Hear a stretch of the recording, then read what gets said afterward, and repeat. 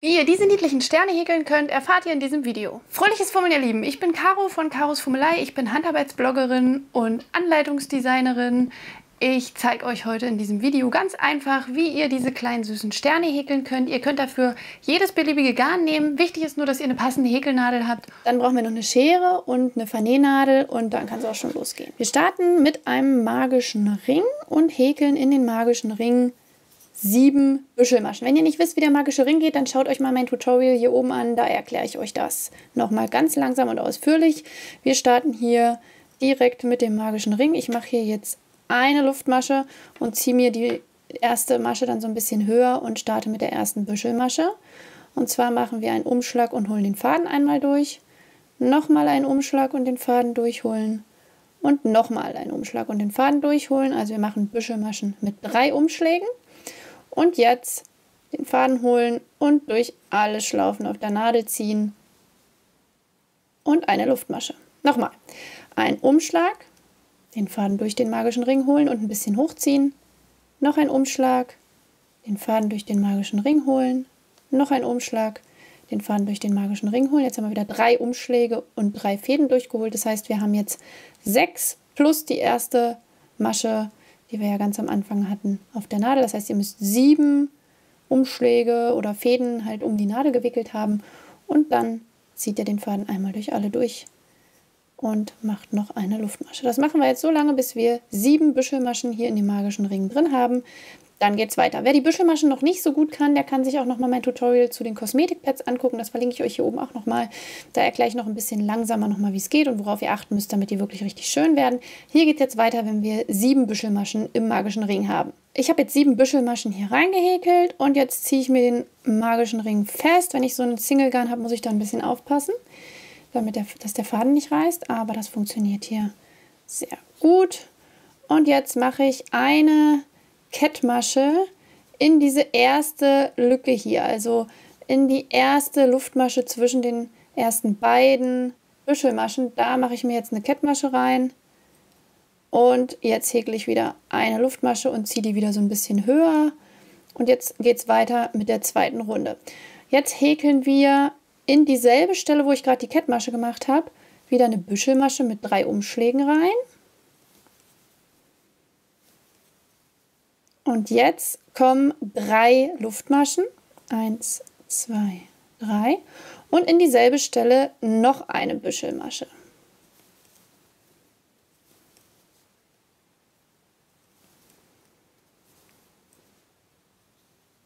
So, jetzt kommt wieder eine Luftmasche. Das Ganze wiederholen wir jetzt immer wieder. Das heißt, wir suchen uns jetzt die Lücke zwischen den nächsten beiden Büschelmaschen, die ist hier. Und wir häkeln da jetzt wieder eine Büschelmasche rein. 1, 2, 3 Mal den Faden durchgeholt. Und jetzt kommen wieder 3 Luftmaschen. Und in dieselbe Stelle noch eine zweite Büschelmasche. 1, 2, 3. Und es folgt jetzt eine Luftmasche. Das heißt, ihr macht jetzt in jede dieser Lücken weiter jeweils 2 Büschelmaschen mit 3 Luftmaschen dazwischen und dann immer eine Luftmasche zwischen diesen Clustern. Ja, das heißt, wir machen jetzt wieder weiter. Wir suchen uns die nächste Lücke, da kommt jetzt wieder eine Büschelmasche rein. Dann kommen 3 Luftmaschen und noch eine Büschelmasche.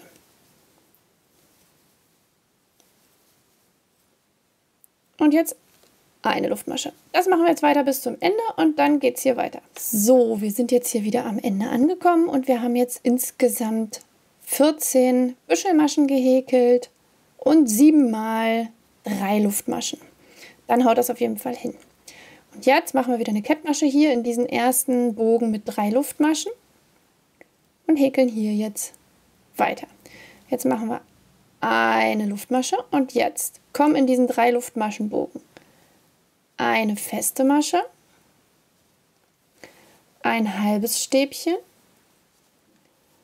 ein Stäbchen, 3 Luftmaschen und jetzt geht es wieder rückwärts, ein Stäbchen, ein halbes Stäbchen und eine feste Masche.